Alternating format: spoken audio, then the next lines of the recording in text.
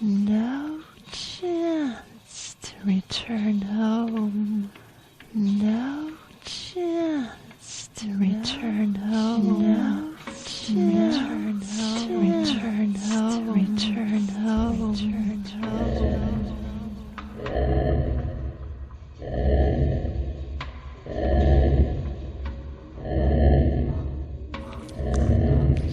Bienvenidos a Misterios de las Noches Gallegas. Un programa presentado y dirigido por María Mar Marín Merino.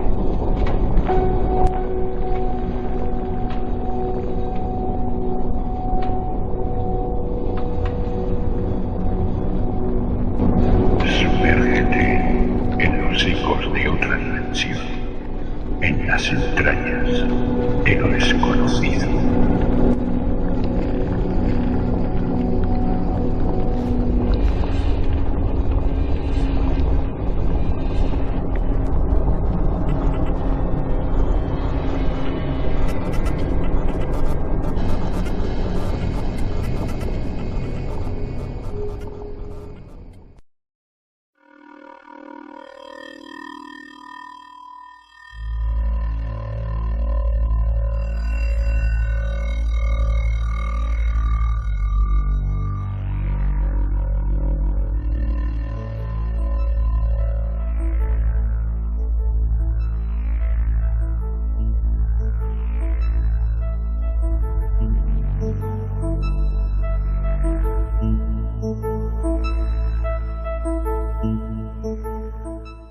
Buenas noches, queridos amigos y oyentes. Bienvenidos una semana más a este vuestro y nuestro programa Misterios de las Noches Gallegas. El programa y la temática de hoy se nos presenta apasionante, ya que cogeremos nuestra máquina del tiempo virtual y viajaremos en la historia para sumergirnos en la Edad Media. En la época de majestuosos castillos, conoceremos diferentes legados y estilos arquitectónicos. Pasearemos por la época andalusí, románica, etc. Departiremos con templarios valencianos y leoneses. Nos sumergiremos de lleno en la revuelta irmandiñas gallegas. Todo esto aderezado con el conocimiento de las leyendas que posee varios de estos castillos. Y por si esto os parece todavía poco, os tenemos preparado una pedazo de investigación en el primer castillo que vamos a visitar, el castillo de Miranda, en Zaragoza. Comenzamos pues nuestro viaje por la historia desde el siglo XI al XV. Manu, súbeme la sintonía que ya cabalgamos al galope por tierras medievales. Todo listo ya con nuestras armaduras y espadas, que comenzamos. Entrando sintonía.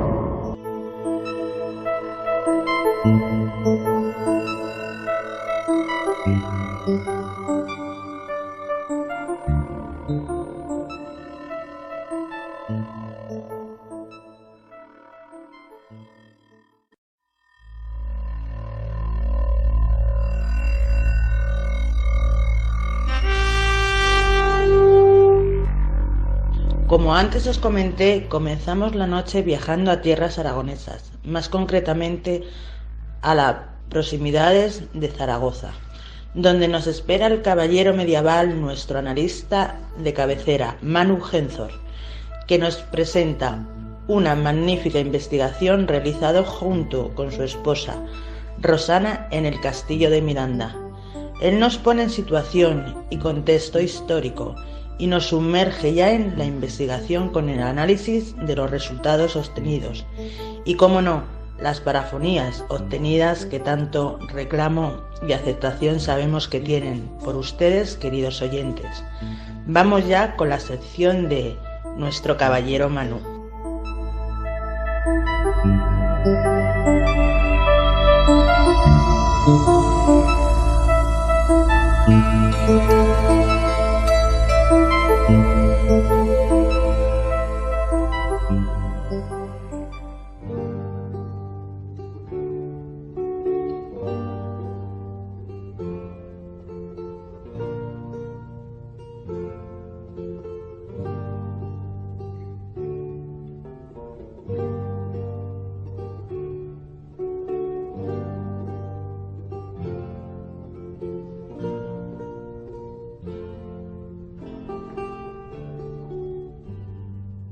Muy buenas noches, mis queridos amigos y oyentes de Misterios de las Noches Gallegas. Bienvenidos nuevamente a mi sección de análisis parafónico. Hoy os traigo una investigación que llevé a cabo junto a mi esposa, Rosa Ana Morales, para el grupo Misterios Galicia, en el Castillo de Miranda, en la provincia de Zaragoza. Un lugar emblemático para nosotros. Un lugar que conozco ya hace algo más de 30 años, pero que en esta ocasión visitamos de otra forma. Lo visitamos con la curiosa mirada del investigador, en busca de antiguos ecos de un ya muy lejano pasado, en busca de lo desconocido. Fue posible captar algunas imágenes inquietantes, así como algunas parafonías.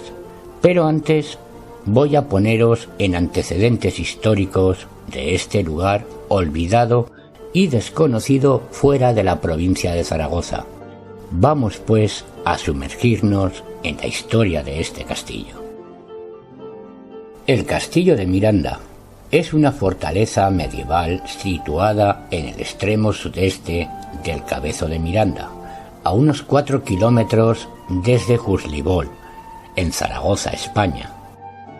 El entorno del castillo consiste en un escarpe típicamente zaragozano, o cortados, como nos gusta llamarlo por aquí, constituido por lomas de yesos, cortados y vales.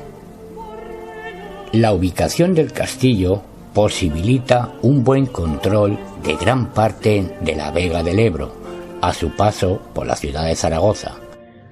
También ofrece protección frente a las riadas e inundaciones y vigilancia de la desembocadura del barranco de Bonete, donde se encuentra situado.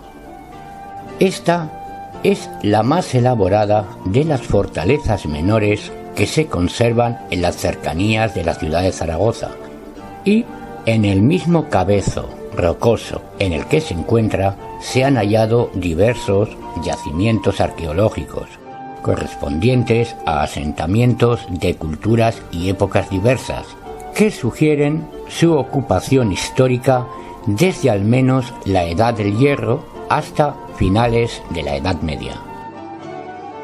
El Cabezo de Miranda fue repoblado por musulmanes en un momento indeterminado, ya que en su origen el castillo es de construcción andalusí, pero ha planteado la posibilidad de que la basílica del asentamiento romano antiguo fuera adaptada para funcionar como mezquita rural de una comunidad islámica anterior al siglo XII. Dicha mezquita dispondría de una sala de oración compuesta por 3 naves y un mihrab, orientado hacia la Meca. El asentamiento andalusí debió ser ocupado en 1101 por la expedición de Pedro I, momento en el cual recibió el nuevo topónimo de Miranda, nombre frecuente en las repoblaciones cristianas del norte peninsular, asociados a lugares de buena visibilidad.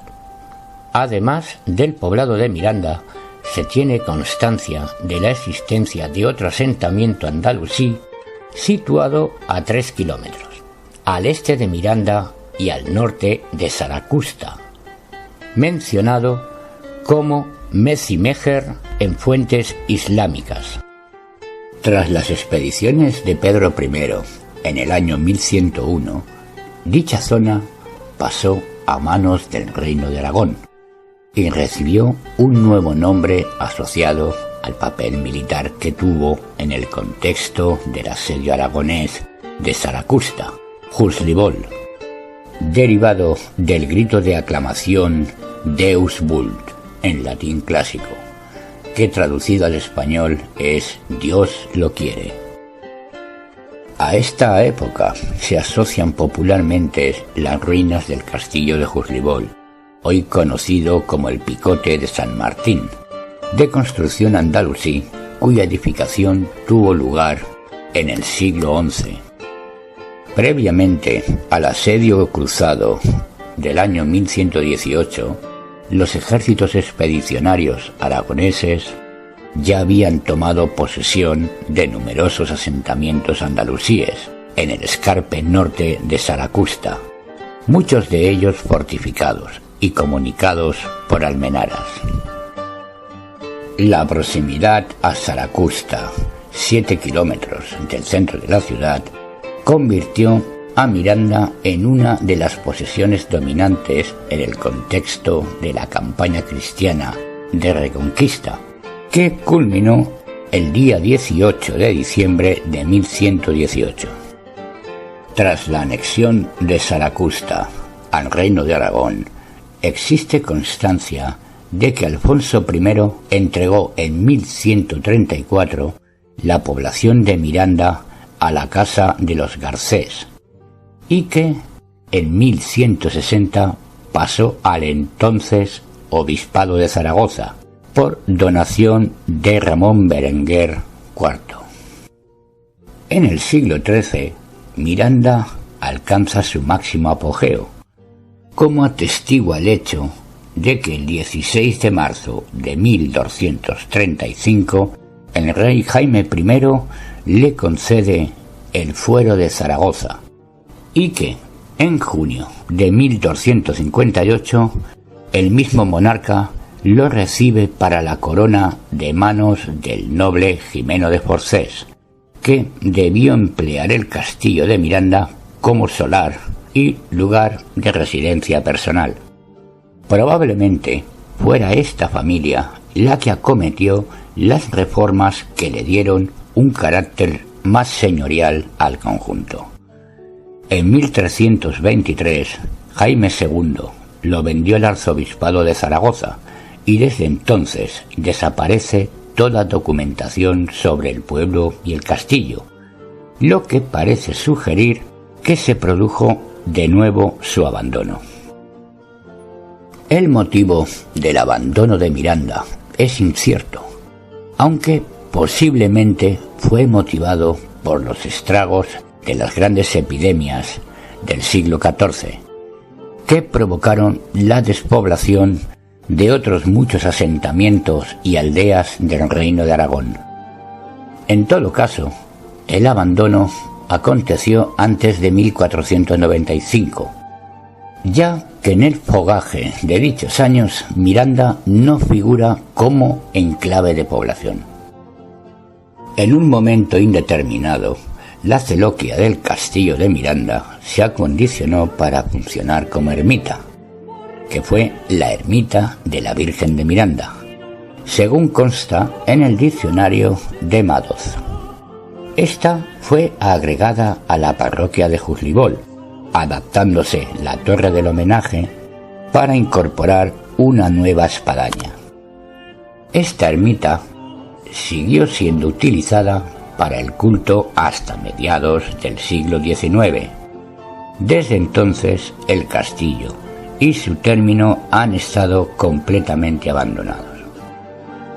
Desde finales del siglo XX hasta la actualidad, tanto el castillo como los yacimientos arqueológicos del Cabezo han sufrido destrozos considerables y pérdidas sucesivas atribuibles al expolio, al vandalismo y a la exhumación arqueológica de las ruinas efectuada en los años 60, que expuso los restos subterráneos a la superficie y con ello a la inclemencia del duro tiempo aragonés. Desde los años 70, todo el Cabezo de Miranda se encuentra incluido en el límite sur del campo de maniobras de San Gregorio, llegando a constituir puntualmente zona de prácticas militares. Debido a su cercanía al espacio natural del Galacho de Juslibol, las ruinas del castillo de Miranda han adquirido cierto atractivo por su localización y por las vistas que éstas ofrecen de todo el entorno. Pero por este mismo motivo, su progresión ha estado de ruina, se ha acelerado considerablemente. Bien, mis queridos oyentes, vamos ahora a hablar un poquito más en detalle de esta fortaleza. El castillo de Miranda está protegido en la parte norte por un foso artificial de 15 metros de anchura y más de 10 metros de profundidad en alguno de sus puntos. El lado suroeste del cabezo fue adaptado para formar un zócalo, que aumenta varios metros la verticalidad de la muralla de dicho lado, muy maltrecha actualmente por la erosión. La fortaleza, de planta irregular y adaptada a las condiciones del terreno, dispone de un camino de acceso por la cara noreste, defendido por una torre albarrana, maciza, de planta rectangular, muy inclinada y con el peligro de desplome, construida con encofrado de mortero, de yeso y piedras irregulares de Algés. En la base de esta torre albarrana, al igual que en otros puntos del castillo, hay un refuerzo en su base de ladrillos de construcción posterior. La puerta, muy desfigurada, se encuentra delante del foso, en la esquina norte, y da acceso a un camino que asciende en recodo por una rampa hasta alcanzar la parte posterior de la torre albarrana. En su ascenso, la rampa está vigilada por la muralla del recinto bajo el castillo, del cual solo se conserva el alambor y algunas ruinas de otros edificios ya muy desfiguradas en el lado oeste. El recinto alto del castillo se encuentra a su vez dividido en otros dos niveles.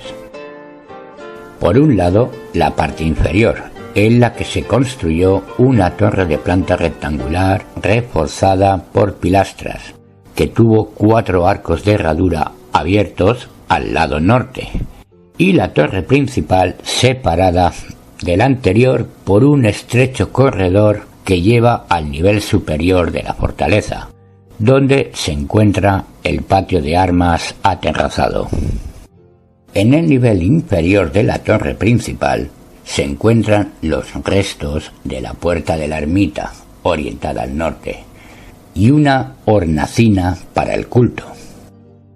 La parte superior, ocupada por un aljibe actualmente inutilizado y un patio de armas aterrazado, con excelentes vistas de la Vega del Ebro y Zaragoza. El muro que delimitaba el patio de armas ha quedado reducido a la cimentación de mampuestos de Algés, pero su trazado está bien conservado y muestra aún algunos vestigios de los contrafuertes externos en alguno de sus lados.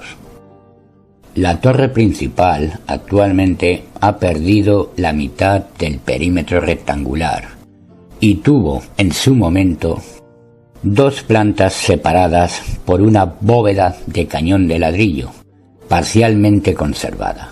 En el lado este del segundo piso, la torre dispone de una abertura elevada compuesta por un arco ojival de gran tamaño, que en el pasado funcionó como espadaña de la ermita, cuya campana fue perdida durante la década de los 60 por el expolio. A este segundo piso se accedía por una puerta en el muro suroeste de la torre, provista de arco ligeramente apuntado de finas dovelas de alabastro labrado.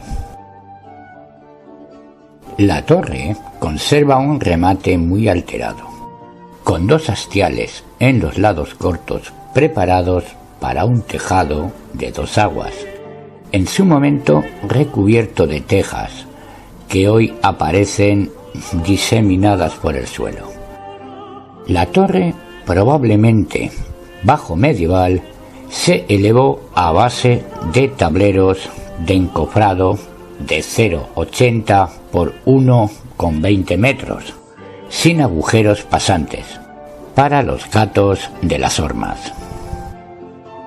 En la ladera del cerro, junto a la base de la torre albarrana, existe una galería que conduce a una cámara subterránea de grandes dimensiones. Dicha galería era transitable hasta la década de los años 60 y conducía a un pasadizo descendente que terminaba en una salida a orillas del río Ebro, que todavía se conserva en la actualidad, pero solo se puede acceder al primer nivel de este subterráneo, ya que el resto se encuentra sepultado.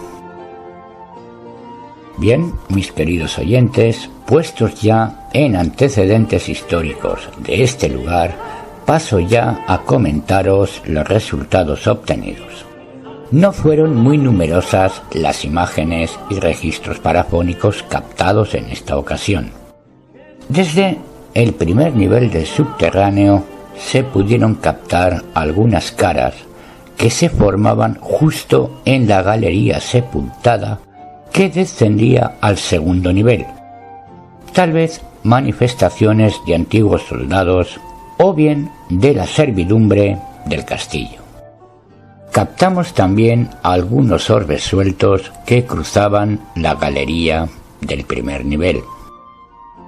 De las parafonías obtenidas durante esta investigación, os he seleccionado 10 que fueron las que resultaron más audibles y claras, y que fueron obtenidas puras, directamente con el dispositivo de grabación, sin el uso, en este caso, de la Spirit Box. Fue bastante complicado el análisis de estas parafonías, ya que fueron voces muy lejanas y bastante distorsionadas, voces realmente perdidas en el tiempo.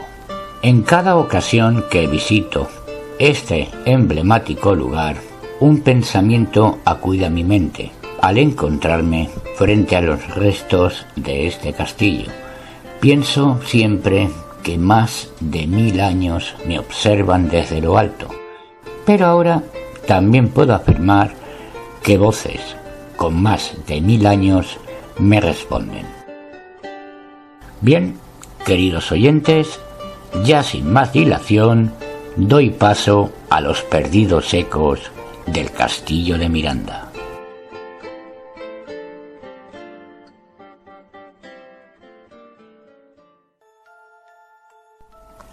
Una inquietante y distorsionada voz responde: aquí no hay nadie de uniforme. ¿Queda algún soldado del antiguo castillo de Miranda?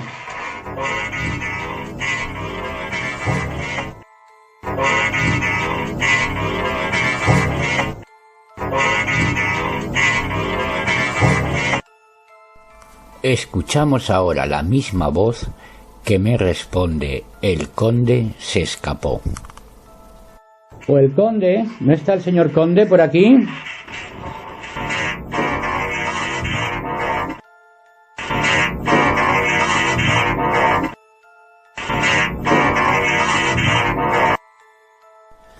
Una lejana y distorsionada voz responde: buenas tardes.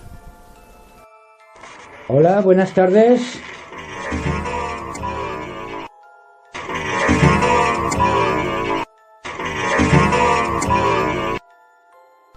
Una breve y concisa voz me dice: yo.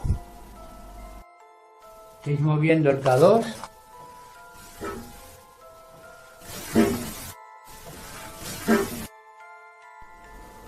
Nuevamente, una lejana y distorsionada voz responde: no subían. Subían los caballeros, ¿verdad?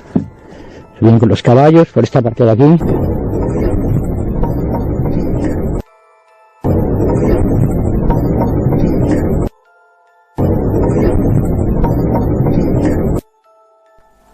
Una lastimera voz responde: no. ¿Qué deberíais de cocinar?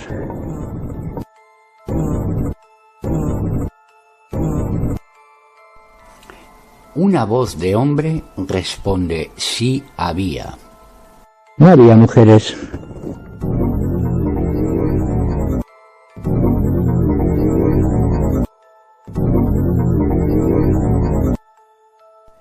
Una inquietante voz de hombre responde: no. Por aquí, por este camino, ¿verdad?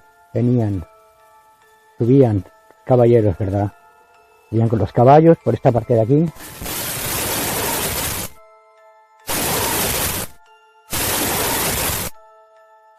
Escuchamos ahora una voz bastante inquietante que me responde: más de 100. ¿Qué tenías? ¿20 o 30 hombres? 20 o 30 debías de tener, ¿no? No tendrías más, claro.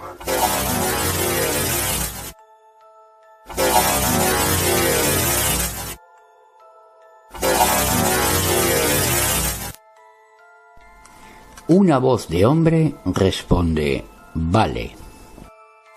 Ahí tenéis una grabadora, podéis hablar si queréis.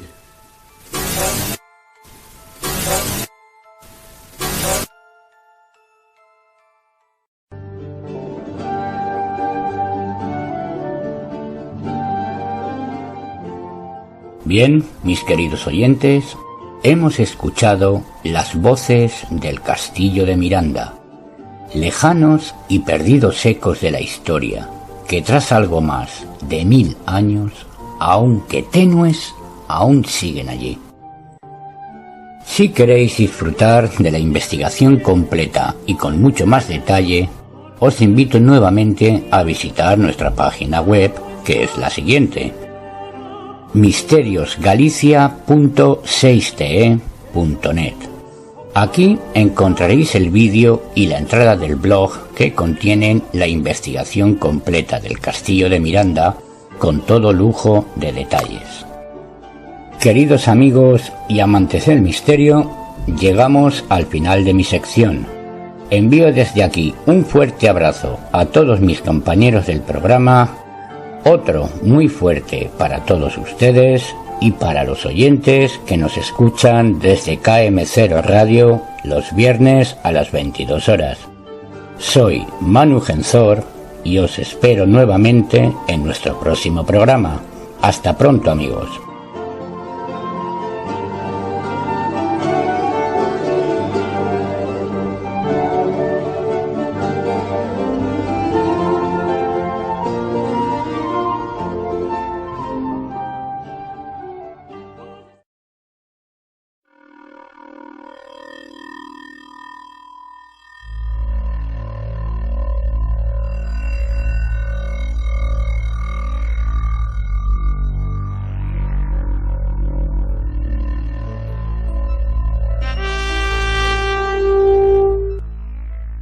Seguimos viajando y ahora nos trasladamos a la Comunidad Valenciana, donde nos espera nuestra dama templaria, Nuria Marimor, que nos sumerge en el bello castillo, Palacio de Peñíscola y sus leyendas, y las del Papa Luna. Os dejo ya con ella.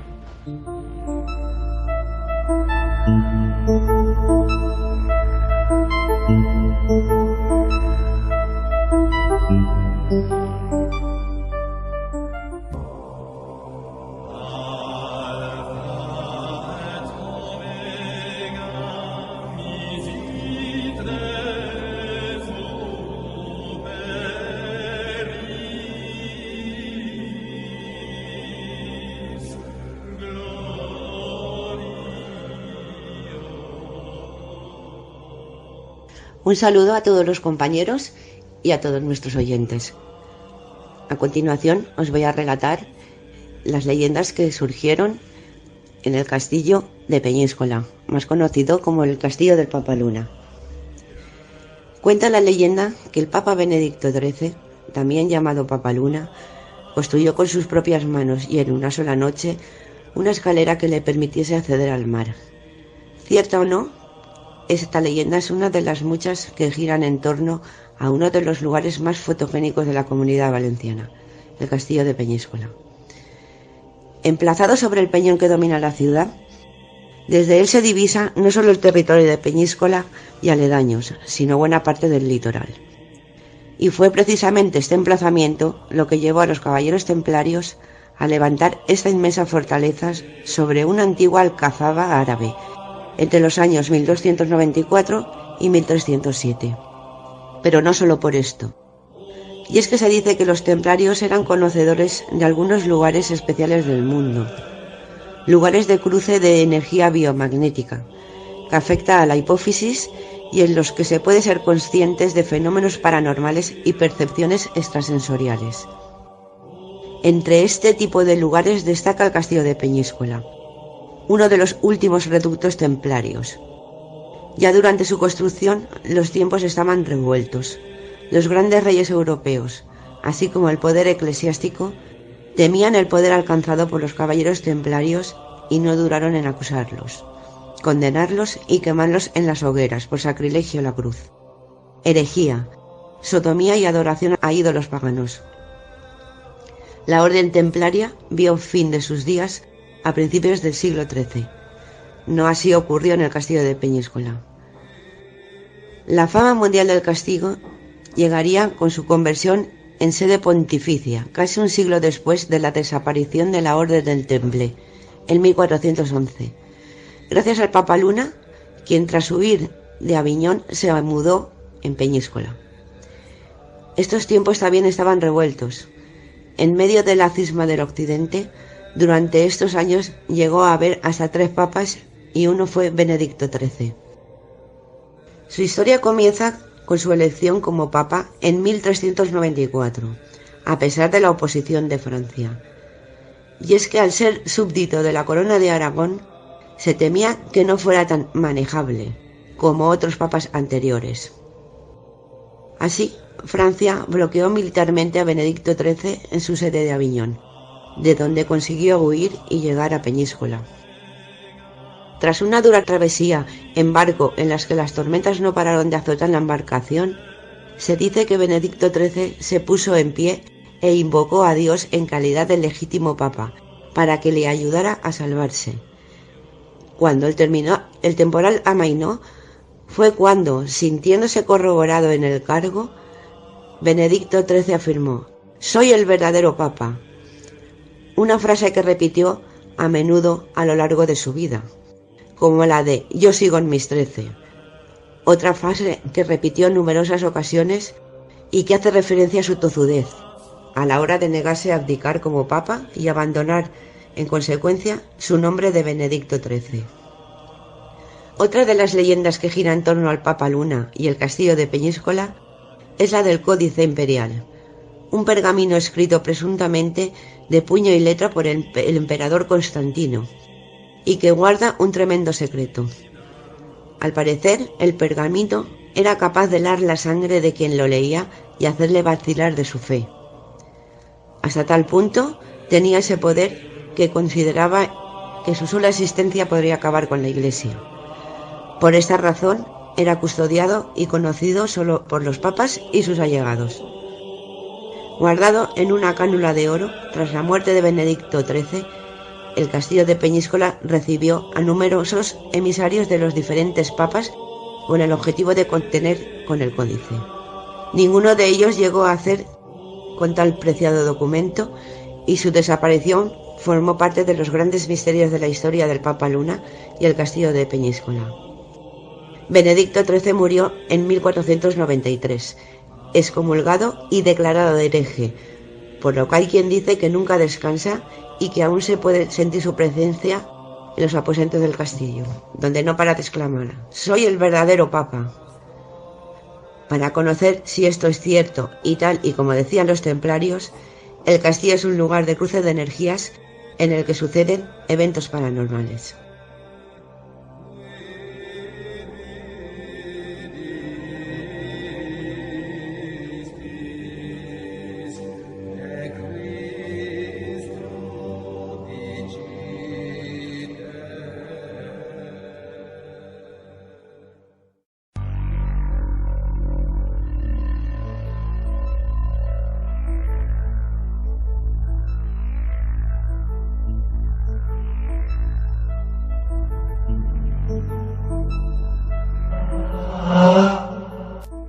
Estáis escuchando Misterios de las Noches Gallegas.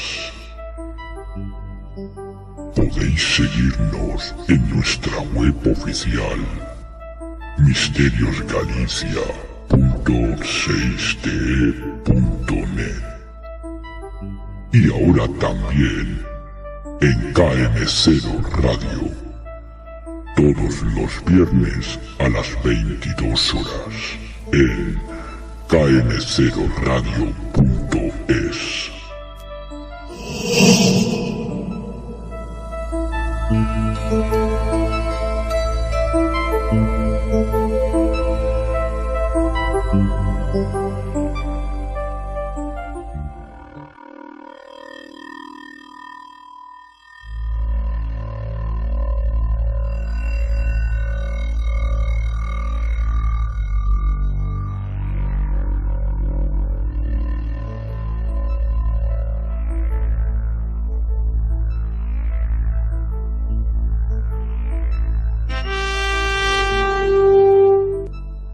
Viajamos ahora hasta Quito, capital de Ecuador, donde nos espera Mario, nuestro hombre de las leyendas ecuatorianas, que nos trae con su particular estilo narrativo y como siempre metiéndonos mucho miedo.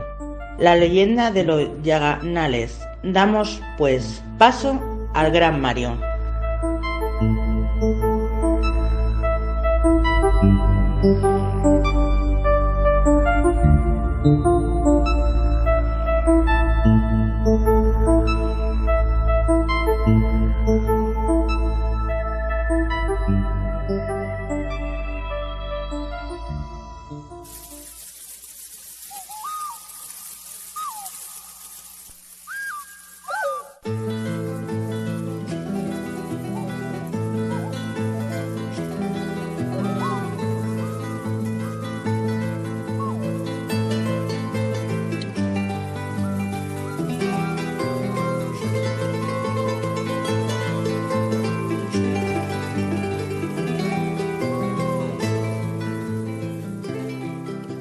Buenas noches, mis queridos amigos y amigas del misterio.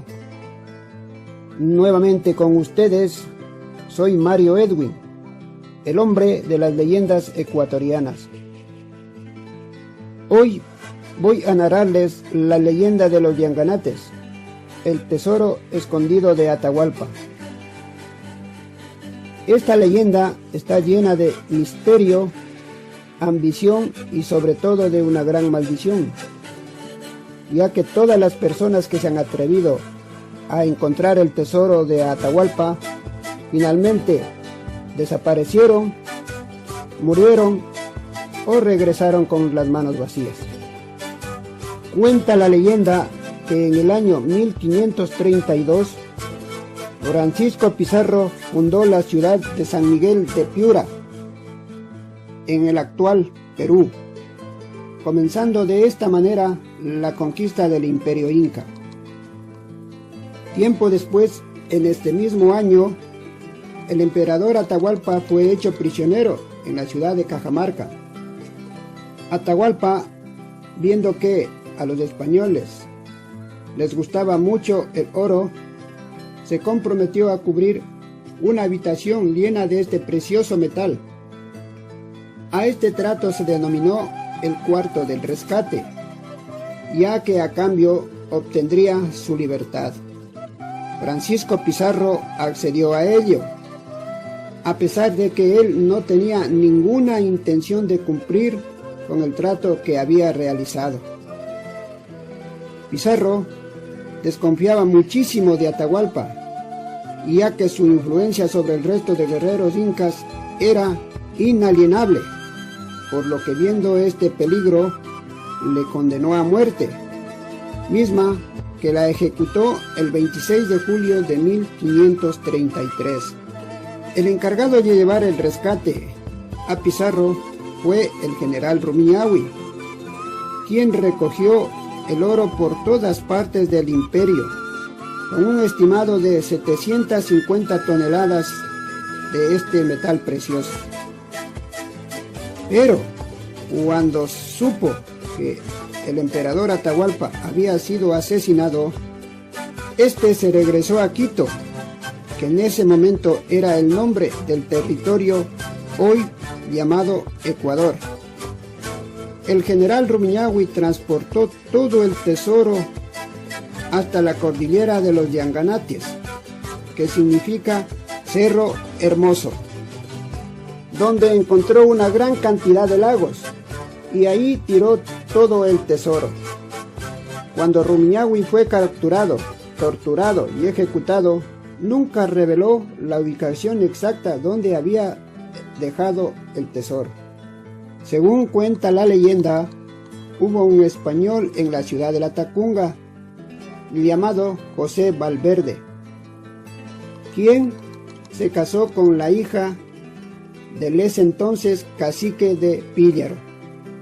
Este le llevó a su yerno a indicarle el lugar exacto donde se encontraba parte del tesoro que el general Rumiñahui había tirado en la cordillera de los Llanganates. Valverde, antes de morir, reveló el secreto donde estaba escondido el tesoro de Atahualpa, mediante un escrito dirigido al rey de España. A este escrito se le conoce como el derrotero de Valverde. Gente de todo el mundo, investigadores, exploradores, curas, reyes, han utilizado esta guía para llegar al tesoro escondido, quienes además han confiado en un mapa que claramente ha sido adulterado cada vez que ha pasado de mano en mano. Quienes se han atrevido a seguir este derrotero han desaparecido, fueron hallados muertos o simplemente regresaron sin nada, es decir, con las manos vacías. A pesar que nos hemos dejado llevar por la mágica historia de nuestros ancestros Atahualpa y Rumiñahui, la historiadora ecuatoriana Tamara Estupiñán afirma que todo sobre esta leyenda es inventado, y ya que no existen evidencias históricas y mucho menos arqueológicas para aseverar que el tesoro existe. Finalmente, quiero recalcar que la cordillera de los Llanganates está ubicado en una zona completamente inaccesible, de grandes árboles, lluvias constantes, extrema humedad, bosques nublados e inmensas lagunas. Este sitio fue declarado como Parque Nacional Llanganates en el año de 1996. Se encuentra ubicado entre las provincias de Cotopaxi, Napo, Pastaza y Tungurahua. Gracias, mis queridos amigos y amigas, espero que les haya gustado. Además, quiero agradecerles a todos ustedes por esos maravillosos comentarios que nos comprometen a seguir mejorando día a día en beneficio del misterio y la investigación. Hasta la próxima, mis queridos amigos y amigas. Un fuerte abrazo para todos ustedes.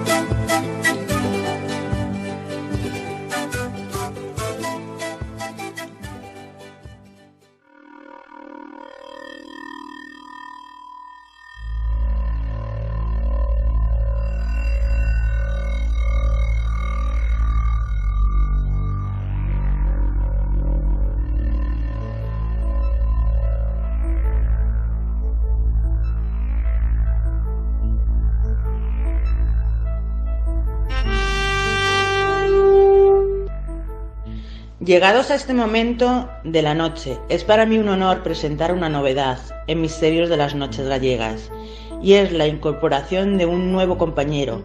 Se trata de Miguel Álvarez, asturiano de nacimiento y leonés de adopción, y hacia León viajamos, más concretamente a Ponferrada, donde nuestro caballero templario, Miguel, nos sumerge en su castillo y en la huella del temple en el Bierzo. Damos la bienvenida a nuestro nuevo compañero y os dejamos con él, seguro que os agradará tanto como a nosotros.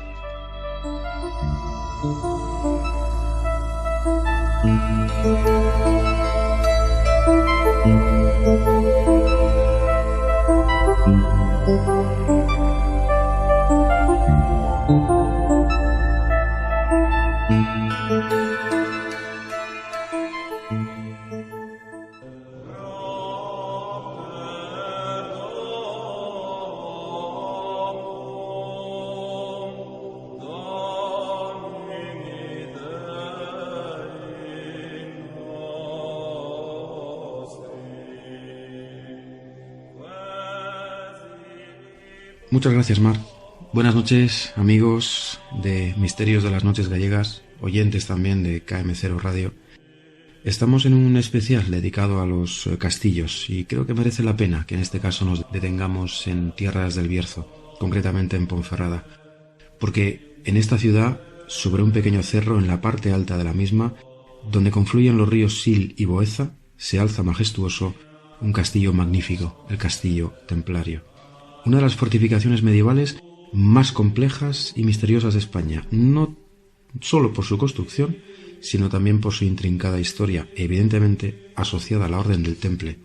Por eso nos encontramos ante un edificio fascinante. Cuando uno atraviesa sus puertas, justamente flanqueadas por dos majestuosas torres, nos trasladamos un poco en el tiempo en que en aquel lugar unos monjes soldado, los templarios, se les encomienda la defensa de las rutas de los santos lugares, en este caso, la defensa de los peregrinos en su ruta hacia Santiago, aunque evidentemente esta era la versión oficial, como luego veremos. Como muchas otras fortificaciones medievales, se cree que tuvo su origen en un remoto castro prerromano, probablemente celta. Con el paso de los siglos, en el siglo XII concretamente, en tiempos del rey Fernando II de León, se hablaba de hecho de la villa de Ponferrada como Ponferrada ad Castrum, haciendo honor a su pasado como castro prerromano. Una época que podríamos decir además sus habitantes viven en lo que conocemos como payozas, una especie de chozas circulares con tejados de paja que aún hoy en día en algunos parajes del Bierzo aún se pueden observar. Fue al final de este siglo XII que el rey encomienda la villa a los caballeros templarios, como decimos y oficialmente, para la protección de los peregrinos en su camino hacia Santiago. Hemos de decir que por aquel entonces la fortificación apenas se podría considerar como un castillo, más bien como una simple fortaleza. De hecho no tenía nada que ver con otras de estas fortalezas que los cruzados tenían en Tierra Santa. Ponferrada podemos decir que estuvo en manos de los templarios hasta el siglo XIV. A partir de ahí, después de varias disputas, Alfonso XI entrega Ponferrada a Pedro Fernández de Castro, que era entonces uno de los hombres más influyentes de la Galicia de aquel tiempo. Y fue precisamente él quien mandó construir una de las edificaciones que hoy podemos encontrar dentro de las murallas, como es el Castillo Viejo, y que, por cierto, en este momento está en plena restauración.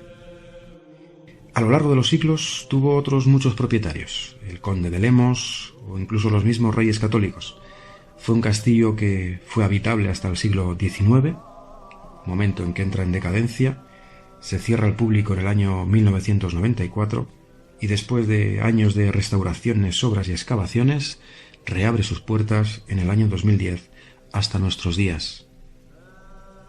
Vamos a echar un vistazo al castillo en sí mismo, al edificio, porque realmente es singular. Inicialmente podemos decir que las murallas defensivas del castillo estaban rodeadas por un foro perimetral, del que hay apenas hoy demasiados vestigios. Un perímetro además que conforman las murallas y que podemos decir que se pueden distinguir dos tramos bastante diferentes. Por un lado, las murallas de este y sur son dobles, son de mayor altura, es donde además encontramos las 5 torres principales del castillo, y luego las murallas del lado oeste, que estas son de menor altura, son justo las que discurren más cercanas al río. De hecho, se las conoce esa zona como Ronda del Sil. En este lugar, como dato curioso, nos vamos a encontrar con un pasadizo secreto que desciende al río, pero luego hablaremos de él, porque tiene algún detalle interesante que roza la leyenda y la realidad. Bien, volvamos a las torres. Es cierto que como fortaleza el castillo templario de Ponferrada llegó a tener 12 torres defensivas. Hoy en día solo pueden admirarse 5 de aquellas torres, cada una con su nombre propio.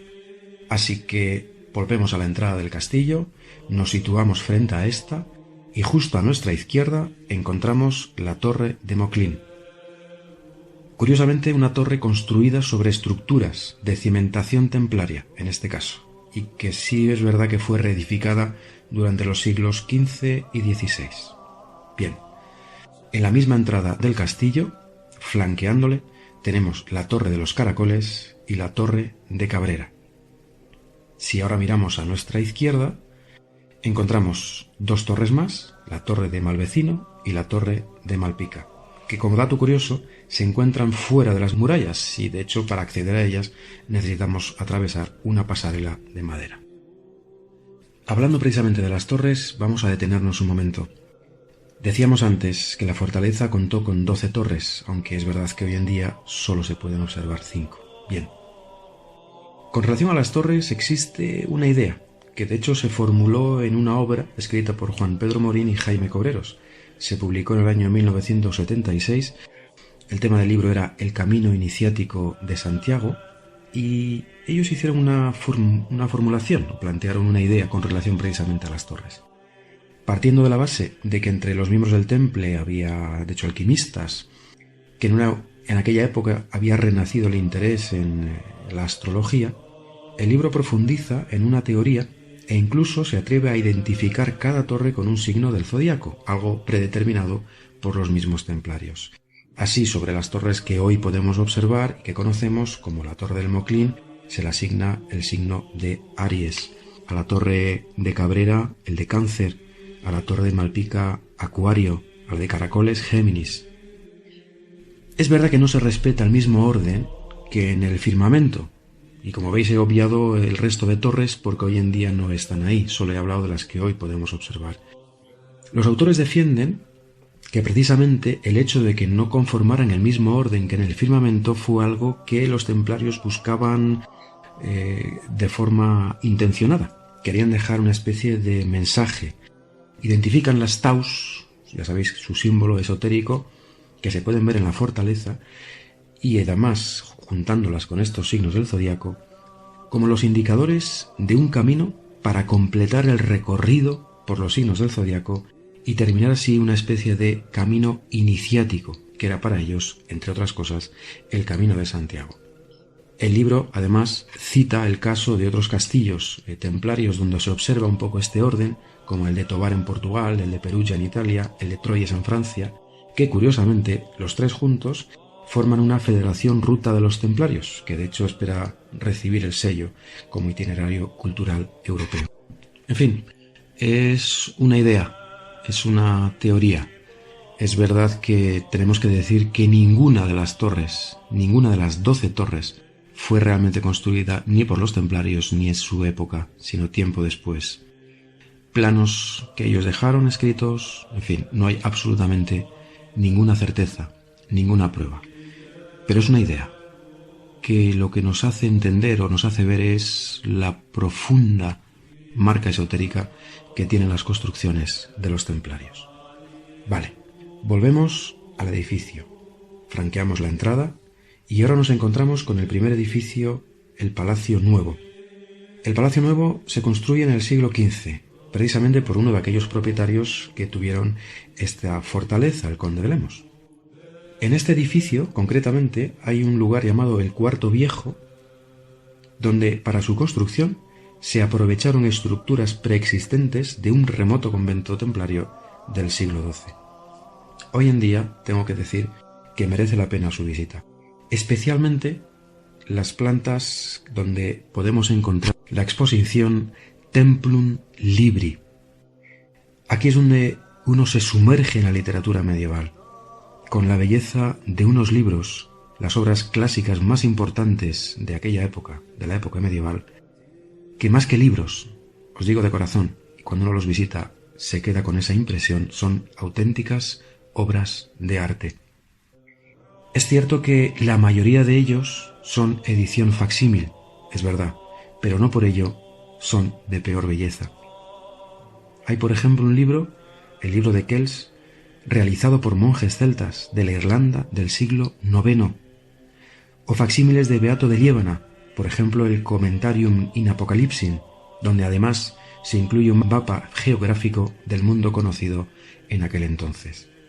Sin duda, solo por visitar esta exposición merece la pena una visita al castillo. Salimos de este palacio y justo al fondo de la ensenada encontramos el Castillo Viejo, este construido entre los siglos XIV a XVI, época en la que tenemos que decir los templarios ya no estaban en Ponferrada. Os lo comentaba antes, ahora mismo está en plena reconstrucción. Tengo que deciros, y creo que no soy el único que le pasa, que cuando uno visita el lugar se plantea muchas preguntas. ¿Qué buscaban los templarios en un lugar como en El Bierzo? Me parece que para entender un poco el asunto tenemos que hacer un poco de historia. Evidentemente tratará de ser lo más breve posible. El asunto templario evidentemente tiene mucho fondo y no tenemos tiempo para explicarlo todo.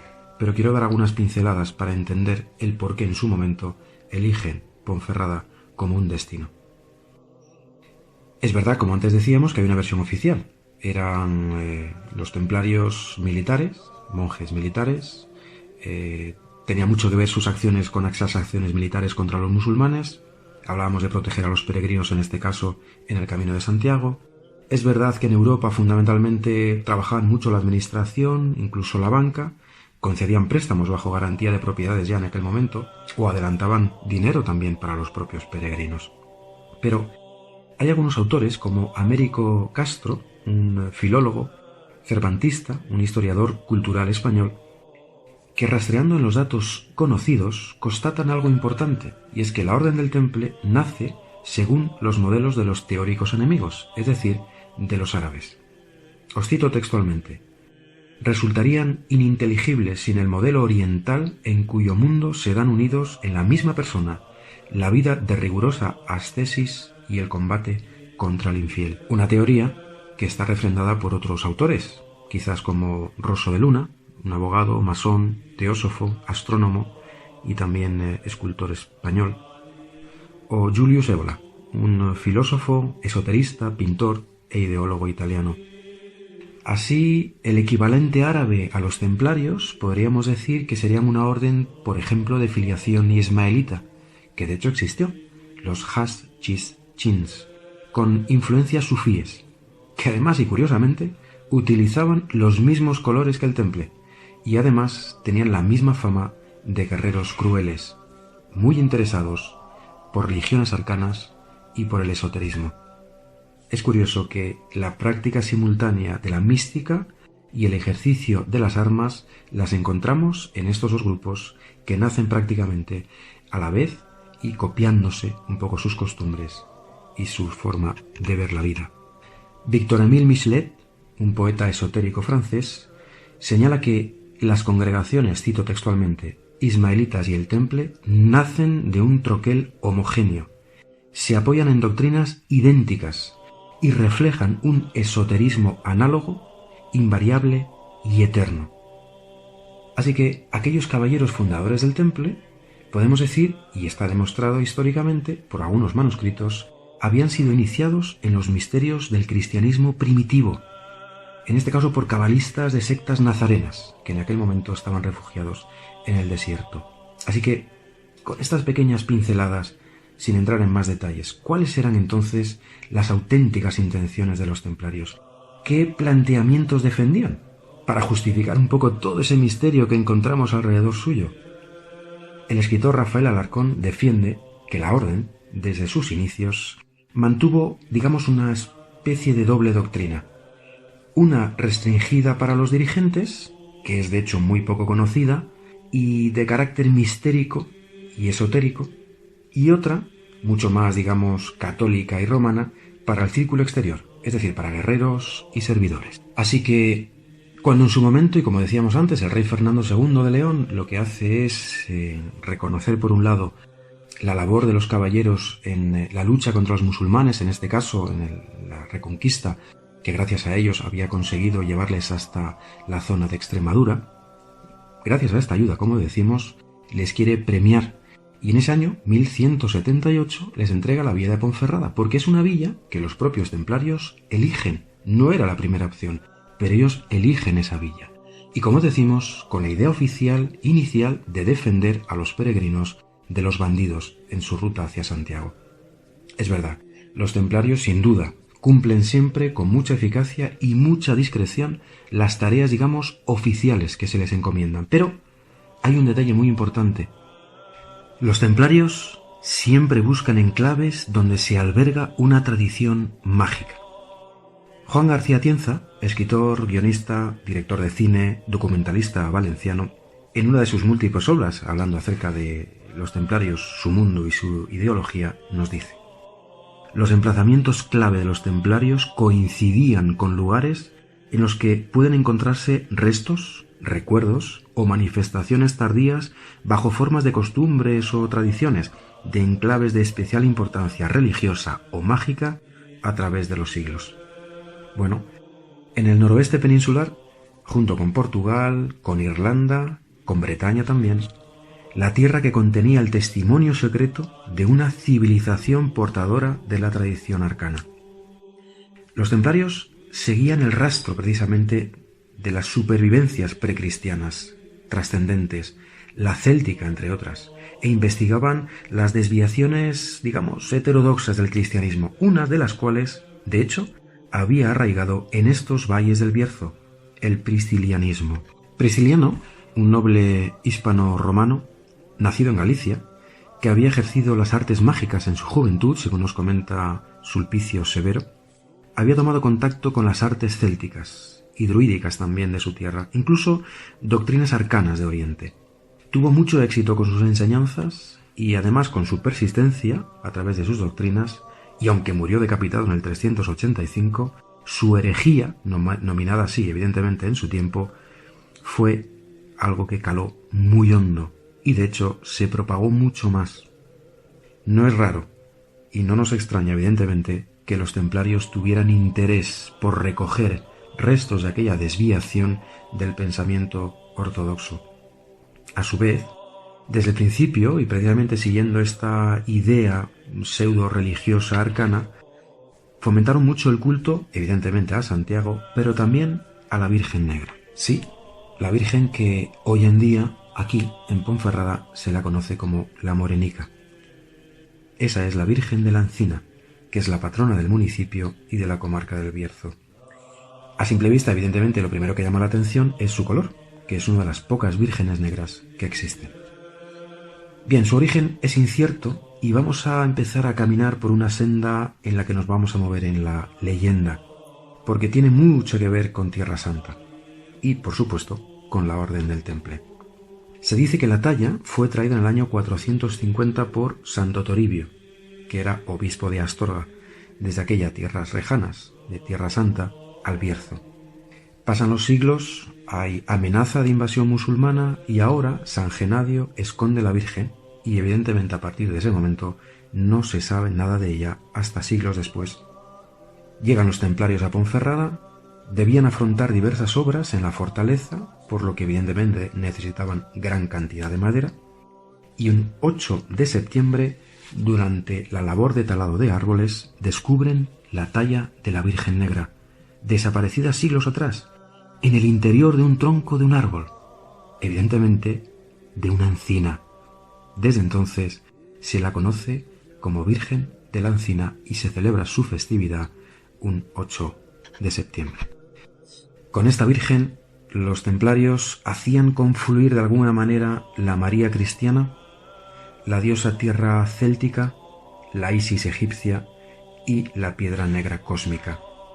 Hay quien sostiene, y seguimos en ese terreno de las leyendas, que la imagen original, aunque esto sí es cierto, la actual es del siglo XVI, fue robada por un sucesor del Temple, diciendo además que volvería a aparecer cuando resurgiera la Orden del Temple.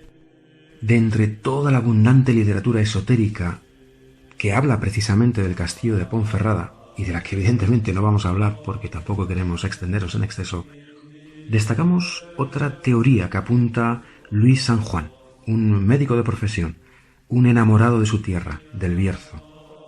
En resumen, la teoría de Luis San Juan es que el castillo fue construido mediante un plan como muy preestablecido, que dejó marcado en su propia estructura arquitectónica torreada un mensaje cifrado, que por otra parte lo que hacía era ofrecer una clave para acceder a los subterráneos de la fortaleza.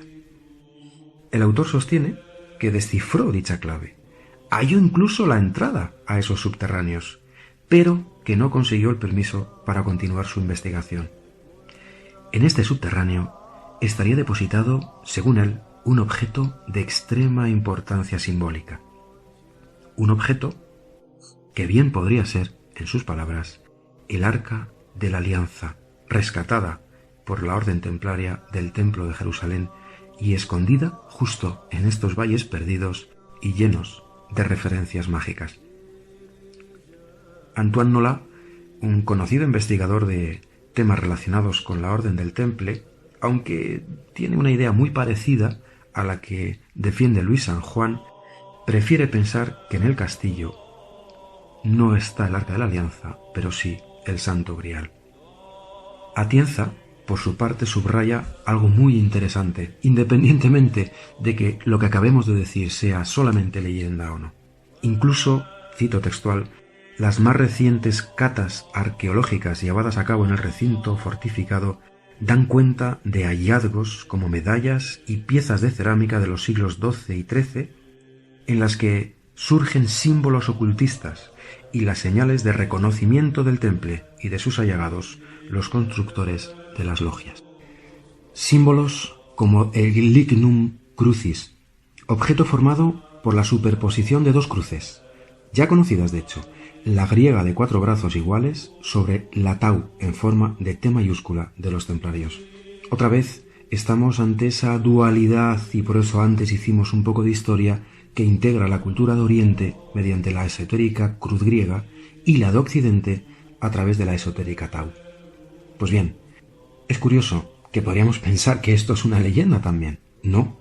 En el Museo de la Catedral de Astorga se guarda el lignum crucis, o relicario de la Veracruz, que la tradición atribuye a los templarios de Ponferrada, cuyo poder da lugar también, evidentemente, a algunas leyendas.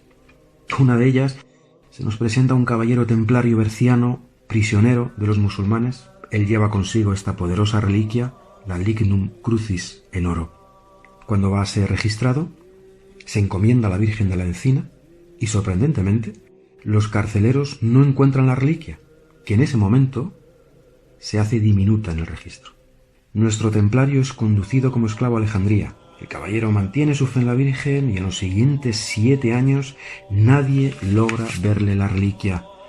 El año 7º, coincidiendo con la fiesta de la Virgen, el templario se duerme encadenado en su celda. Al día siguiente, cargado de cadenas, se encuentra ante el altar de Nuestra Señora de la Encina en Ponferrada. Una leyenda, sin duda, pero el lignum crucis puede verse en el Museo de la Catedral de Astorga y evidentemente es muy emocionante cuando uno lo observa muy detenidamente. Tengo que decir por otra parte que, aunque sí es verdad que el castillo ponferradino es sin duda el enclave templario más importante de la comarca, no es el único. Y aquí vamos a movernos de nuevo tanto en el terreno de la historia, de la realidad, como también en el terreno de la leyenda. Recordáis que antes hablábamos del lado oeste de las murallas de la fortaleza, que eran de menor altura, que se la conocía como la Ronda del Sil porque precisamente son las que están más cercanas al río, y hablábamos de una abertura secreta que conducía a un pasadizo que descendía hacia el río. Retomemos esta idea. El pasadizo existe. Terminaba en una cueva, la que se la conoce como la Cueva de la Mora. Y evidentemente, repito, existió dicha cueva, y actualmente hay vestigios de su construcción. Fue durante la época del primer conde de Lemos, Pedro Álvarez Osorio. Él realiza obras en la fortaleza para mejora del sistema defensivo, y entre ellas realiza una cueva o una mina que comunica el castillo con el río Sil, a través de un pasadizo. La mina nace en la Ronda del Sil, como os dije antes, y finaliza en esta cueva, la Cueva La Mora. Recibe este nombre, parece ser porque según la leyenda, y nos movemos de nuevo entre leyenda e historia, los moros habitaban en las cuevas subterráneas, en las que además escondían sus tesoros. Y en teoría, en esta concretamente, habitaba una mora, que aguardaba consigo diversos tesoros. Pero hay más. La creencia popular asegura que el castillo de Ponferrada se comunicaba con el castillo de Cornatel a través de un pasadizo secreto. Antes os lo comentaba, no es la única construcción templaria el castillo de Ponferrada. El castillo de Cornatel también fue propiedad de los templarios. Ellos le llamaban castillo de Ulver. Bien, dice la leyenda que entre los dos castillos existía un pasadizo secreto. 10 kilómetros de distancia, porque el castillo de Ulver o el castillo de Cornatel está en Priaranza del Bierzo, justo en Villavieja. Dice la leyenda que aquel túnel de 10 kilómetros de distancia permitía pasar del castillo de Cornatel hasta el castillo de Ponferrada justo a través de la cueva La Mora. Hay que decir algo. No hay, en honor a la verdad, ningún vestigio de que esto haya sido cierto. No se han encontrado ninguna prueba que pueda argumentar que efectivamente existiera ese pasadizo. Los castillos sí, y ambos pueden verse. En fin, frente a los excesos interpretativos de algunos autores, a la racionalidad histórica de otros, de lo que no puede haber ninguna duda es de que el Bierzo tuvo la presencia templaria, y esa presencia templaria ha dejado sus huellas, huellas visibles, que casi 700 años después siguen siendo visibles, huellas que hacen del Bierzo una región mágica.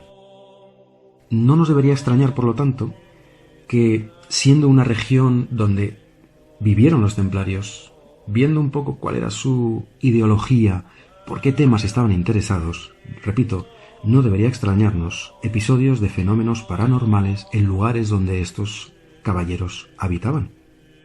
No iba a ser menos el castillo de Ponferrada. Las empleadas municipales saben de cosas extrañas, de ruidos, de crujir de las cuadernas de la biblioteca.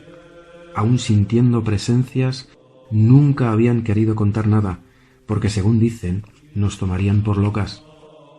La investigación más mediática, publicada por Alejandro García Nistal en Actualidad Bierzo, en diciembre del 2015, fue precisamente cuando un equipo de Iker Jiménez se traslada a Ponferrada, atraídos por el tema templario.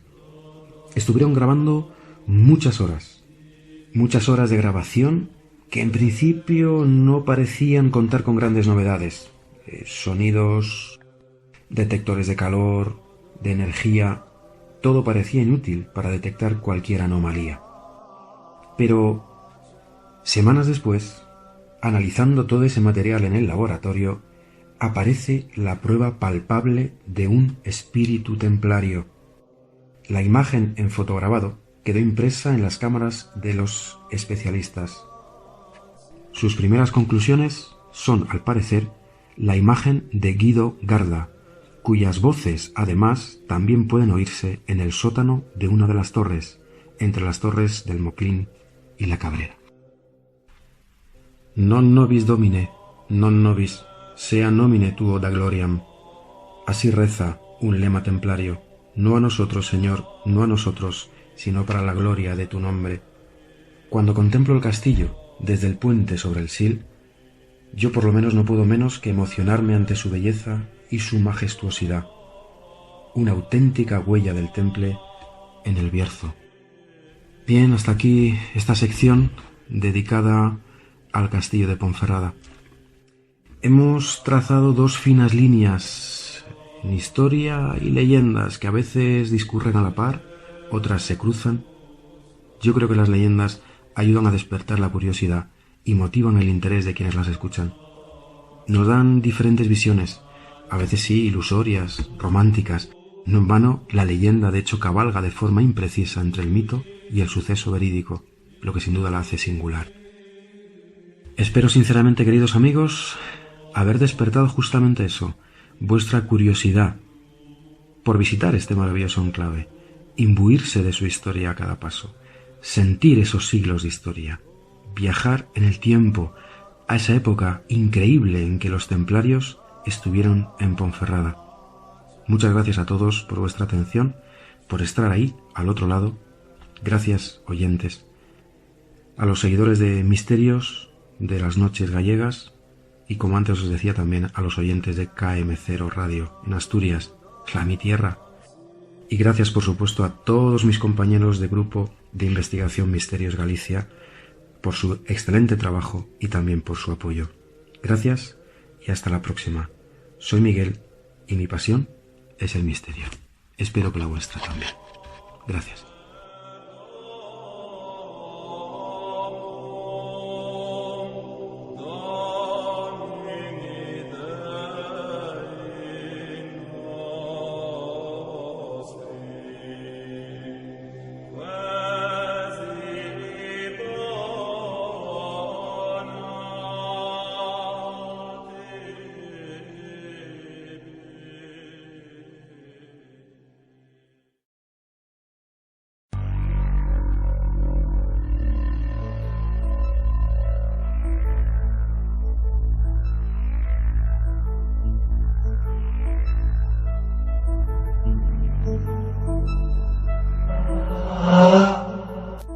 Estáis escuchando Misterios de las Noches Gallegas. Podéis seguirnos en nuestra web oficial misteriosgalicia.6te.net y ahora también en KM0 Radio, todos los viernes a las 22 horas en km0radio.es.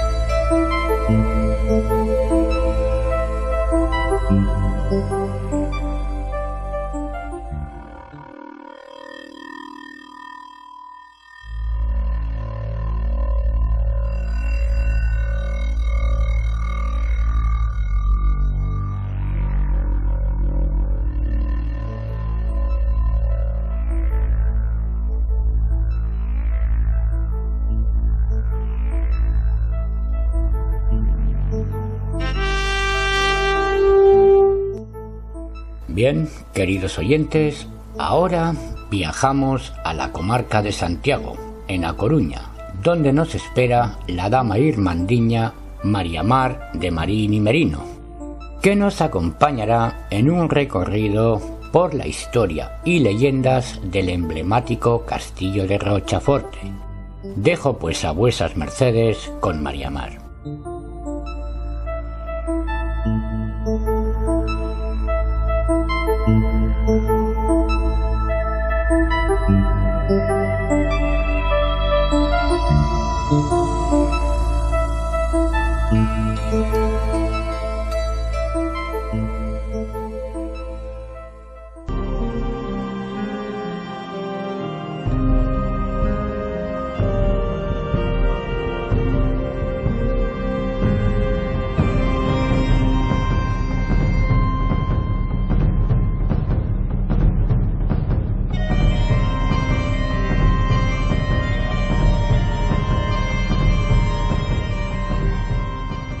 Muchas gracias, Manu, por darme paso. Pues como bien dice mi compañero, y siguiendo con este especial Castillos, yo os voy a hablar, queridos amigos y oyentes, del castillo Fortaleza de Rochaforte o da Rochaforte, que traducido literalmente del gallego al castellano viene a ser Castillo de la Roca Fuerte y de alguna de sus leyendas. Acompañarme a sus muros y almenas, otras majestuosas y llenas de vida y esplendor. También conocido como Castillo de los Churruchaos, es un yacimiento arqueológico en el que se encuentra en proceso de excavación uno de los castillos medievales más emblemáticos de la Miltra compostelana, y en el que se consta un periodo de ocupación desde aproximadamente el año 1240 hasta 1467, año en el que fue destruido hasta sus cimientos por los irmandiños en la conocida como Gran Guerra Irmandiña. Fue el escenario de destacados hechos de la historia de Compostela y hasta su destrucción un símbolo del poder señorial del arzobispo de Santiago y la opresión ejercida sobre los habitantes de las tierras pertenecientes al señorío. Desde su destrucción, su piedra fue reutilizada en diversas construcciones. Con ella se construyó el castillo de Pico Sacro, hoy en día desaparecido, y otras construcciones llevadas a cabo en la ciudad de Santiago, tras la sublevación contra el poder señorial, así como para la construcción de la propia catedral. En el siglo XX, la construcción de la línea de ferrocarril supuso la destrucción de una importante parte del yacimiento. Tras un largo periodo de olvido por parte de los especialistas, en el año 2001 se iniciaron una serie de excavaciones arqueológicas con el objetivo de estudiar el yacimiento y su posterior puesta en valor. Conformando por distintas cercas, se conserva un fragmento de la cerca exterior, en el área sureste, con una longitud de 40 metros. De la interior se conserva todo el perímetro, además de otras estructuras en la zona central, donde se podría situar la torre del homenaje, así como los restos de los torreones, en sus ángulos y flanqueando el acceso principal, a pesar de que solo se conservan sus basalmentos. Cuenta además con dependencias subterráneas, de las que hasta el momento solo fueron documentados sus accesos escalonados. El castillo funcionaba pues como punto de control del camino hacia el mar, como primer puesto de defensa ante previsibles invasiones que pudieran acechar la sede arzobispal, a través de la ría de Urosa y el río Ulla. Existen diversas posibles representaciones gráficas del castillo, entre las que se destaca la presentación con la que se abre el tumbo B de archivo capitular de la iglesia de Santiago, con una representación del apóstol Santiago a caballo y con la espada desenvainada y en el fondo un castillo. Esta obra fue hecha en tiempos de Berenguel de Landoira y la fortificación más próxima para ser usada como modelo para realizar la miniatura es el castillo de la Rochaforte. Incluso algunos autores interpretan la miniatura como una representación que busca la justificación de los acontecimientos ocurridos el día de la ira. Además, el dibujo coincide, pese a su esquematismo, con otros testigos documentales. Otra representación posible de este castillo aparece como anotación marginal en la bula del Papa Alejandro III, en la que confirma los privilegios de la sede compostelana. Una última posible representación aparece en el conocido como Tumbillo de Concordias, en el que también como acotación marginal aparece junto al texto en el que Fernando III de Castilla confirma los privilegios de los arzobispos santiagueses sobre la fortaleza. Estaría conformada, por lo tanto, por 3 recintos amurallados alrededor de una estructura organizativa básica, cuyo eje central era la torre del homenaje, con sus 4 pisos. Junto a esta, una capilla abovedada, con la evocación de Santa Eufemia. Todo el conjunto muy bien edificado, todo de cantería de piedra, de grano, con su mezcla de cal y argamasa, dispuesto en 3 niveles o alturas. La cerca más interior que rodearía la torre del homenaje estaría conformada por 9 torreones circulares, todos ellos almenados y de un sobrado. 4 de los extremos, 3 de refuerzo en el medio de los muros, suroeste, noroeste y sudoeste, y 2 torres más flanqueando la puerta principal del último recinto. Y como todo castillo, tiene su leyenda. Como decíamos, a este castillo de Rochaforte también se le conoce como Castillo de los Churruchaos. Esto proviene de una leyenda. La tradición popular transmitió estos hechos recogidos en la actualidad en diversas formas.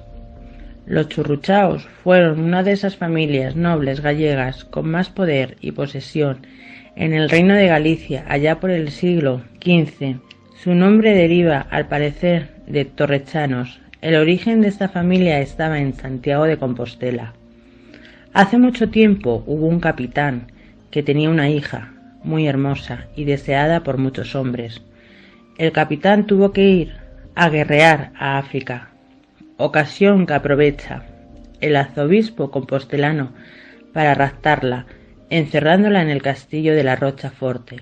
En esta fortaleza habitaban los Churruchaos, una banda de asesinos y ladrones que asaltaban y robaban en toda la región protegidos por el arzobispo. Tras tener conocimiento de todo esto, el capitán regresa a Santiago el día de la fiesta de Corpus Christi, durante la celebración de la tradicional procesión por la ciudad. Al llegar a la rúa de la balconada, el capitán, en su caballo y con la armadura puesta, arremete contra el obispo con su espada, dándole muerte allí mismo. Hechos que recoge una copla popular: preto da rúa do billar, na rúa da balconada. Mataron al arzobispo por celos de una mandad. La tradición dice que, tras el crimen, la calle fue purificada con sal y cerrada para siempre. A continuación se dirigió hacia el castillo de la Rocha, lo cercó y lo derrotó, dejando en él a todos los churruchaos muertos entre las ruinas del castillo. Complemento de esta leyenda es el dicho de que en este lugar se ve a veces una gallina con pollitos de oro, llamada gallina de los churruchaos, y que solo se ve por un momento y nunca se les vuelve a aparecer a la misma persona. Los hechos reales que están detrás de esta leyenda ocurrieron en 1366, teniendo como escenario las luchas sucesorias entre Enrique II de Castilla de Trastámara y Pedro I de Castilla, el Cruel. En aquel entonces regía la sede compostelana Suero Gómez de Toledo.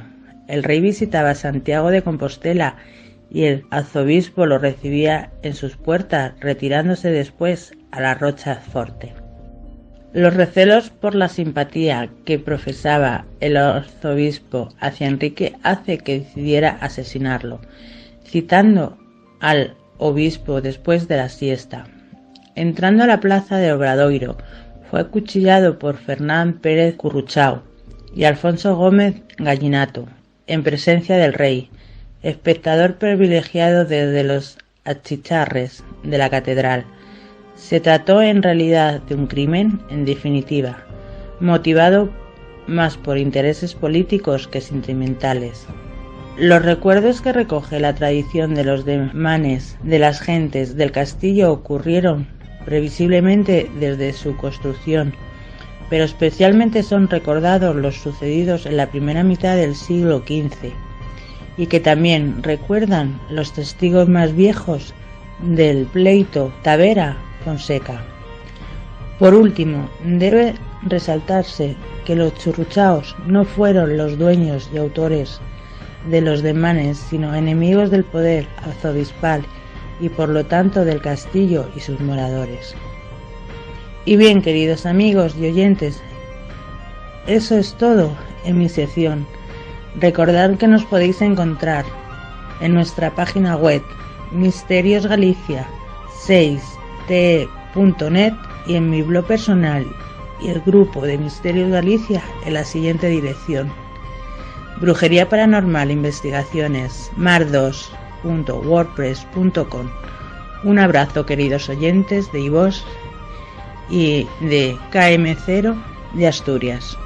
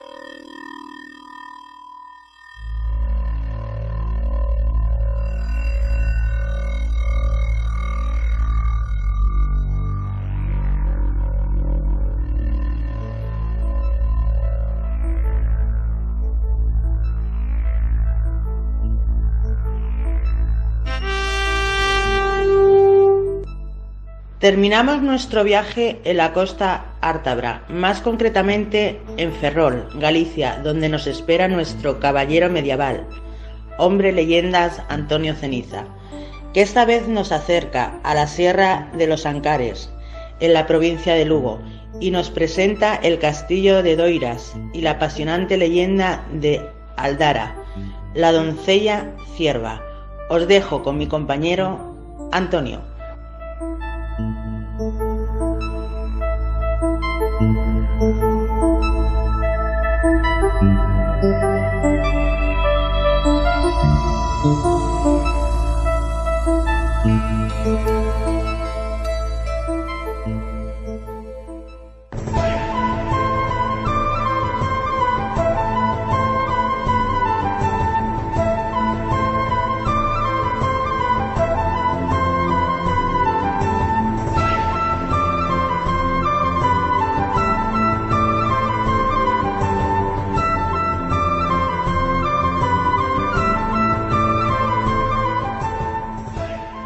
amigos de Misterios de las Noches Gallegas?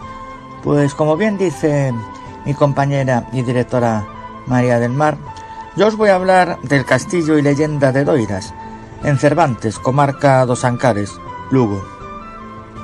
El castillo de Doiras es la más reconocida fortaleza de la abrupta Sierra de los Ancares, que marca la frontera natural entre Galicia y Castilla y León. Está situado en el sur del ayuntamiento de Cervantes, a unos 750 metros sobre el nivel del mar y a unos 25 kilómetros del núcleo urbano de Pedrafita do Cebreiro, por el que discurre la A6.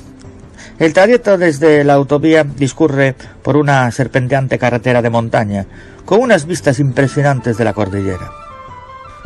En plena Serra dos Ancares, en el municipio de Cervantes, y en medio de un marco natural incomparable, se localiza el castillo de Doiras, en el lugar de Ponte de Doiras, llamado también Ponte da Ferrería, por su cercanía a la herrería de Fonquente. El nombre de Ponte se debe a la cercana situación de un puente medieval que cruza el río das Casas. A Ponte de Doiras se localiza en la parroquia de Cereixedo, pero el castillo se encuentra ya en la parroquia de Vilarello. Bueno, como antes dije Ponte, para los que no sois gallegos, Ponte es puente en castellano. El castillo se ubica en una loma de 747,9 metros, situado entre dos valles que forman el rego de Vilarello, Cervantes o Cancelada, y el rego de Riamonte. Esto, unido al escarpamiento de las laredas, hacen que la fortaleza presente unas condiciones defensivas inexpugnables. Se rumorea que data del siglo XV, pero no se han encontrado documentos que lo confirmen. Fue propiedad del conde de Grasal de Campos, señor de Cervantes, título que hasta 1909 ostentó el duque de Sexto. Tiene planta rectangular de 25 por 21 metros, con muros de 8 metros de alto y 1,5 metros de ancho. La altura es variable por los desniveles del lugar. La torre de homenaje tiene unos 14 metros de altura y planta de 10 por 8 metros. Sus paredes son de 2 metros de grosor. Se construyó sobre una gran roca y presuntamente sobre un antiguo emplazamiento castresio, del que solo logramos ver parte del foso defensivo en su parte sureste. La fortaleza actual es obra del siglo XV, momento en el cual muchos castillos fueron reconstruidos después de la revuelta en Mandiña. El edificio posee una base rectangular de unos 25 metros de largo por 20 de ancho, con muros de mampostería de pizarra, que alcanzan un grosor de 1,5 metros y una altura de 8 metros. Sobre el muro sur se yergue la torre del homenaje, de planta rectangular y 14 metros de altura. A esta se accede por medio de una puerta de arco de medio punto y está comunicada con el patio de armas del castillo. Existe otra torre de forma circular. Además de la torre existen unas pequeñas dependencias y un aljibe cubierto con bóveda. La construcción y localización de este castillo se debe al paso por la zona de importantes vías de comunicación que unían la meseta con Galicia, como la vía 19 o el Camino de Santiago. Existe, queridos oyentes, una magnífica leyenda vinculada a este castillo. La leyenda de Aldara, la doncella cierva, que a continuación os voy a comentar. Hace mucho tiempo, en el castillo de Doiras, moraba un caballero de nombre Foroiraz, con 2 hijos, Egas y Aldara. Aldara, joven y hermosa, contaba con devoción de Aras, hijo de otro señor de un castillo cercano. Su común amor fue correspondido, y llevándose bien las familias, se anunció la boda. Una tarde, Aldara desapareció del castillo. Padre y hermano buscaron por todo el castillo, pero no se la encontró. Al fin un ballestero trajo noticias diciendo que la había visto dirigirse a media mañana hacia el riachuelo cercano. Teniendo una desgracia, padre, hermano, criados y escuderos recorrieron las orillas del río sin encontrarla. Entonces mandaron un mensajero al prometido de Aldara, que se presentó desconsolado, acompañado de sus gentes, y así todos emprendieron la búsqueda por montes y bosques, chozas y caseríos. Después de algunos días de búsqueda infructuosa, consideraron definitivamente la pérdida de Aldara, imaginándosela malherida por algún jabalí o devorada por los lobos. Muchos años más tarde, Egas, estando de caza en el monte de Galo Monteiro, Gallo Montés o Monte Uruguayo, divisó una hermosa cierva blanca. De un disparo único y certero, terminó con la vida del animal, pero no se había percatado que era imposible llevarla hasta el castillo por su peso excesivo, o tal vez porque la nieve dificultaba el transporte. Así que le cortó la pata delantera a la cierva para señalar que el animal le pertenecía, o para poder mostrar un trofeo que diese cuenta de su hazaña. Y cuando fue a mostrarle a su padre la pata de la cierva, contándole del éxito obtenido, horrorizados vieron cómo Egas sacaba de la bolsa una mano fina, blanca, suave, una mano de doncella hidalga. Y en uno de los dedos de aquella mano relucía un hermoso anillo de oro, con unas piedras rojas y amarillas. Padre e hijo se acordaron de que aquel anillo era el de la maderera Aldara. Con ánimo dolorido cabalgaron hacia la cima del monte, hacia el lugar donde Egas había matado a la cierva. Allí encontraron tendido en el suelo el cadáver de Aldara, con su vestido blanco y una gran mancha roja justo sobre el corazón, del que salía un venablo, y a quien le faltaba una mano. Por mucho que indagaron padre y hermano, jamás se supo ni quién ni la razón por la que Aldara había sido convertida en cierva. Y hasta aquí mi exposición por el día de hoy. Recordaros, queridos amigos y oyentes, dónde nos podéis encontrar. Pues en la página web del grupo Misterios Galicia, que es misteriosgalicia.6t.net, y en el blog de Mar, que es el blog del grupo Misterios Galicia, que es Brujería Paranormal investigacionesmar2.wordpress.com. Y como no, a servidor lo podéis encontrar en su página web, que es antonioceniza.6t.net.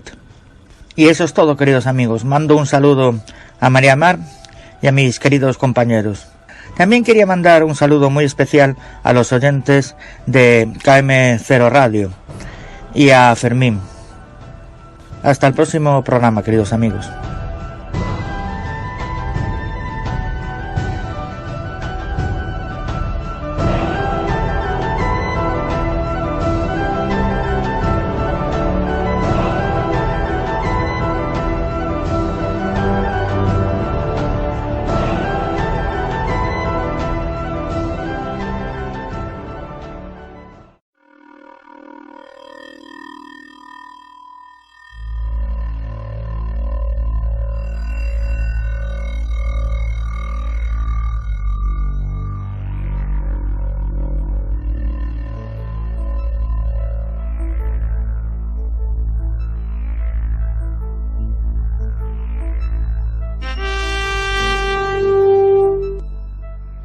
Bien, queridos amigos y oyentes, pues aquí reunidos en nuestro patio de armas de este vuestro y nuestro castillo imaginario, que es Misterios de las Noches Gallegas. Imaginario sí, pero de duros muros y altas almenas, que son los lazos que a ustedes y a nosotros nos une en este común proyecto que hacemos por nosotros que disfrutamos y por ustedes que tan buena acogida nos prestan, escuchándonos y descargándonos por la plataforma iVoox. Damas y caballeros medievales que hemos participado gustosamente en este programa, les convidamos a que nos acompañen en nuestro próximo programa. Y termino con una cita. Recordar si habéis construido castillos en el aire. Todos los hemos hecho, y qué fáciles de construir, y cuán cara nos resulta su destrucción. Pongámosle, pues, una buena base y unos duros cimientos debajo de ellos. Hasta el próximo programa, amigos.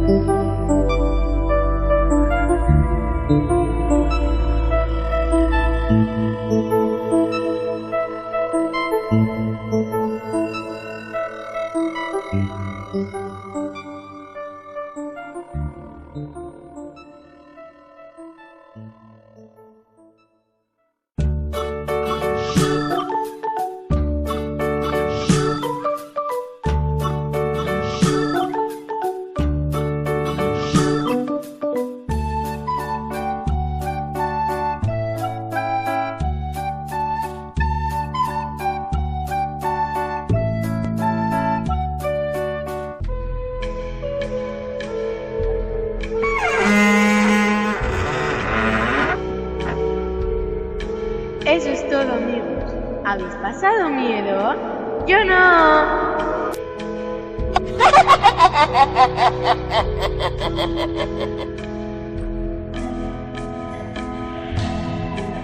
Hasta el próximo programa, amigos.